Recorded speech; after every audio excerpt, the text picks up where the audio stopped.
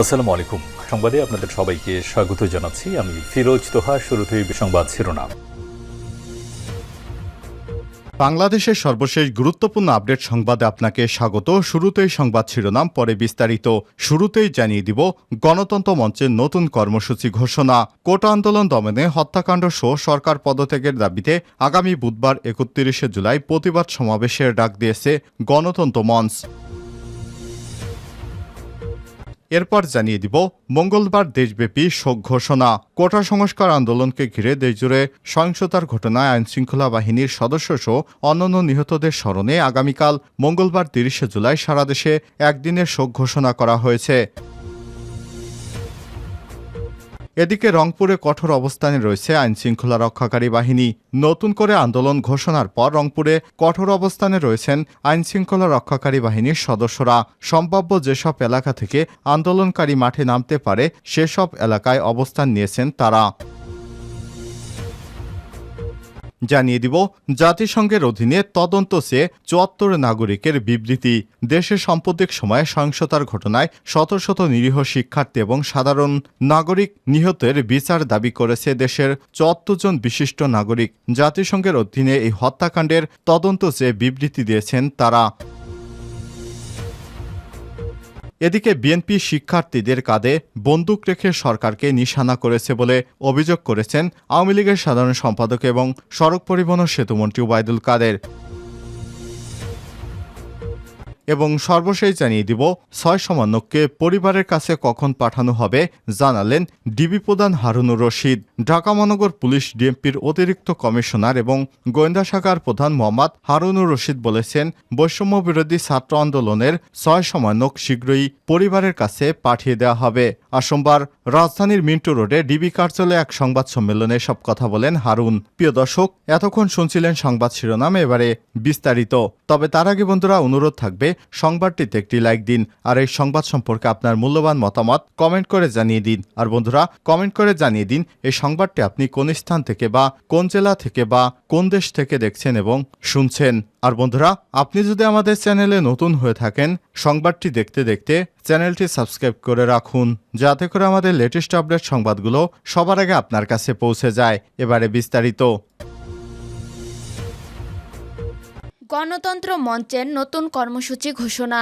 কোটা আন্দোলন দমনে হত্যাকাণ্ড সহ সরকারের পদত্যাগের দাবিতে আগামী বুধবার ৩১ জুলাই প্রতিবাদ সমাবেশের ডাক দিয়েছে গণতন্ত্র মঞ্চ। সোমবার ২৯ জুলাই রাজধানীর তোপখানা রোডে রাষ্ট্র সংস্কার আন্দোলনের কার্যালয়ে এক সংবাদ সম্মেলনে এ ঘোষণা দেন গণতন্ত্র মঞ্চের নেতারা।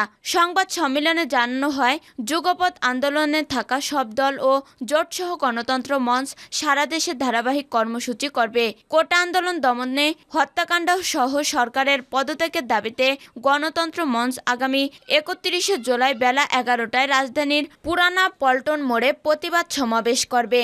সংবাদ সম্মেলনে বিপ্লবী ওয়ার্কার্স পার্টির সাধারণ সম্পাদক সাইফুল হক বলেন, আমরা পরিষ্কার করে বলতে চাই, শিক্ষার্থীদের একটি ন্যায্য আন্দোলনকে শান্তিপূর্ণভাবে সমাধানের পথে না গিয়ে সরকার ছাত্র জনতার হত্যাকাণ্ড সহ নাশকতার যে পরিস্থিতি তৈরি করেছে এর সমুদায় দায়িত্ব সরকার ও সরকারি দলের। আমরা সরকারকে জনগণের জানমালের এই বিপুল ক্ষয়ক্ষতির দায়িত্ব নিয়ে অবিলম্বে রাষ্ট্রপতি বরাবর পদত্যাগ করার আহ্বান জানাই। আমরা স্পষ্ট করে বলতে চাই, সরকার হত্যা, গ্রেপ্তার, নির্যাতন, নিপীড়ন, মিথ্যা প্রচারের যে পথে হটছে এই পথ এই সংকটের সমাধান নেই।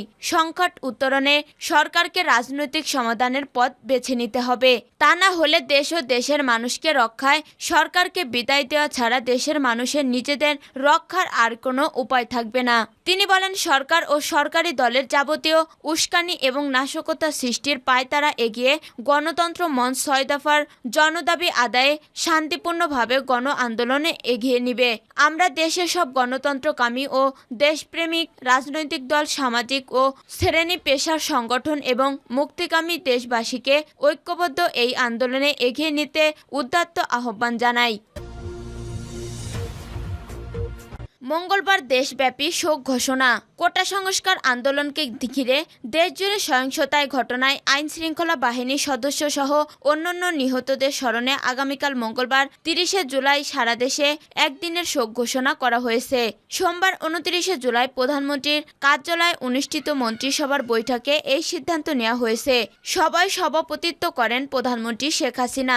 বিকেলে সচিবালয়ে সংবাদ সম্মেলন করে বৈঠকে সিদ্ধান্ত জানান মন্ত্রিসভার সচিব মোহাম্মদ মাহবুব হোসেন। তিনি বলেন, বৈঠকে নিহতদের স্মরণে স্বরাষ্ট্রমন্ত্রী আসাদুজ্জামান খান একটি প্রতিবেদন উপস্থাপন করেন। পরে এ নিয়ে আলোচনা হয়। সেই আলোচনা ভিত্তিতে শোক প্রস্তাব গ্রহণ করা হয় এবং আগামীকাল দেশব্যাপী শোক পালনের সিদ্ধান্ত হয়। শোক চলাকালে কালো ব্যাজ ধারণ এবং দোয়া অনুষ্ঠান করবেন সরকারি কর্মকর্তা কর্মচারীরা।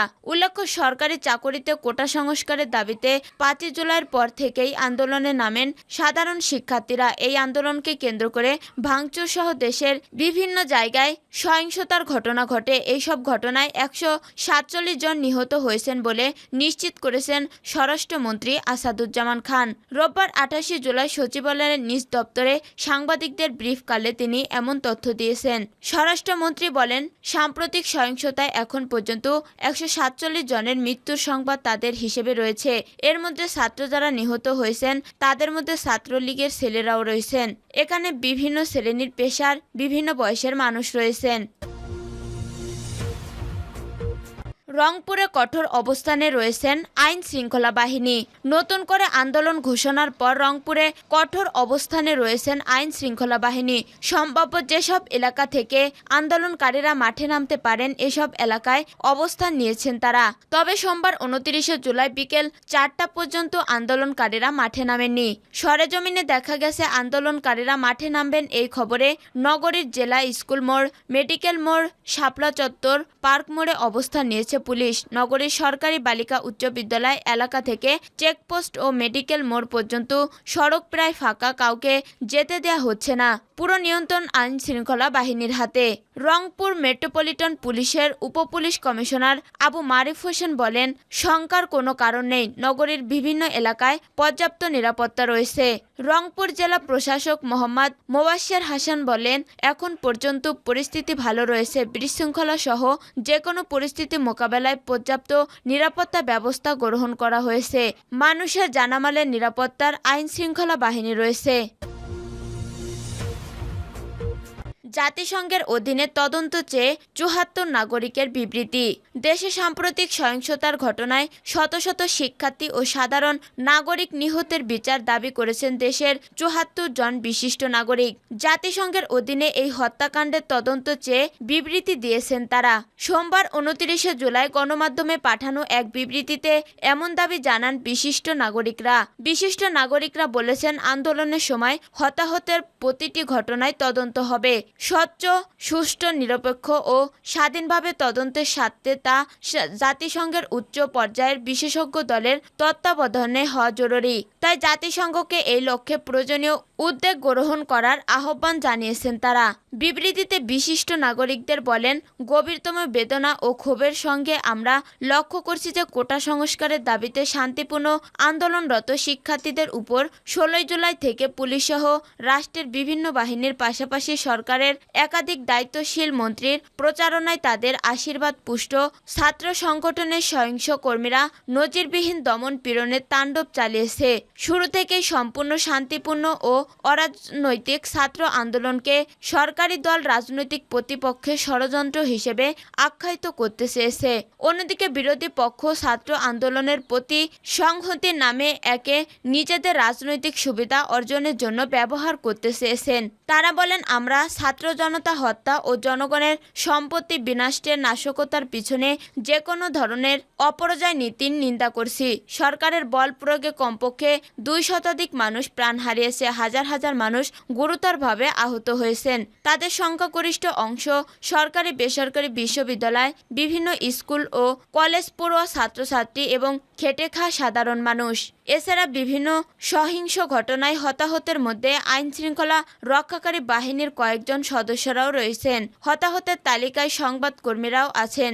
আমরা বিশেষভাবে উদ্বিগ্ন এ কারণে যে আমাদের আশঙ্কা সরকারি বাহিনী ও সরকারি দলের সংগঠনগুলোর আক্রমণে হতাহতের প্রকৃত সংখ্যা আরও অনেক ব্যাপক, অনেক ভয়াবহ। ইন্টারনেট ও গণমাধ্যমের উপর সরকারের একাচ্ছত্র নিয়ন্ত্রণের কারণে যা আমরা জানতে পারছি না। বিএনপি শিক্ষার্থীদের কাঁধে বন্দুক রেখে সরকারকে নিশানা করেছে বলেন ওবায়দুল কাদের। আওয়ামী লীগের সাধারণ সম্পাদক ও সেতুমন্ত্রী ওবায়দুল কাদের বলেছেন, বিএনপি নেতারা কোমলমতি শিক্ষার্থীদের কাঁধে বন্দুক রেখে বর্তমান সরকারকে নিশানা করেছে।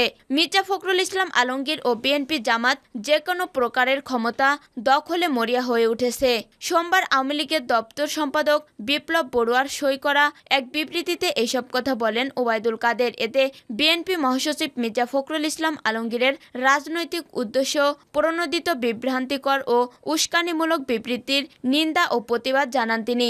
বিবৃতিতে ওবায়দুল কাদের বলেন, বারবার জনগণ দ্বারা প্রত্যাখ্যান হয়ে ক্ষমতা দখলের জন্য ষড়যন্ত্র ও নৈরাজ্য সৃষ্টি তাদের। বিএনপি এখন একমাত্র কৌশল। যে কোনো আন্দোলন দেখলেই তারা সেখানে অনুপ্রবেশ করে সরকার বিরোধী আন্দোলনে রূপ দিতে উন্মত্ত হয়ে পড়ে। ওবায়দুল কাদের বলেন, শিক্ষার্থীরা তাদের দাবি নিয়ে আন্দোলন করেছে এবং সরকার তাদের সব দাবি পূরণ করেছে, অথচ মির্জা ফখরুল ইসলাম আলমগীর এখন সরকারের পদত্যাগ দাবি করছেন। সরকারের পদত্যাগের দাবি শুধুমাত্র সরকার বিরোধী বা দেশবিরোধী অপশক্তি বিএনপি জামাতের। সড়ক পরিবহন ও সেতুমন্ত্রী ওবায়দুল কাদের বলেন, গণতান্ত্রিক শাসন ব্যবস্থায় সরকার পরিবর্তন কেবল জনরায়ের মধ্যেই সম্ভব। শেখ হাসিনা সরকার জনগণের রায় নিয়ে সাংবিধানিক পন্থায় রাষ্ট্র পরিচালনা করছে।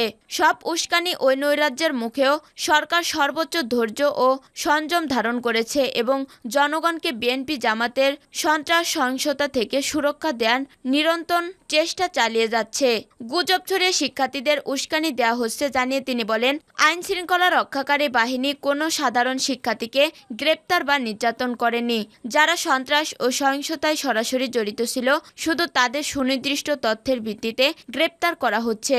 অথচ আইন শৃঙ্খলা বাহিনীর বিরুদ্ধে সামাজিক যোগাযোগ মাধ্যমে গুজব ছড়িয়ে সাধারণ শিক্ষার্থীদের উস্কানি দেওয়া হচ্ছে।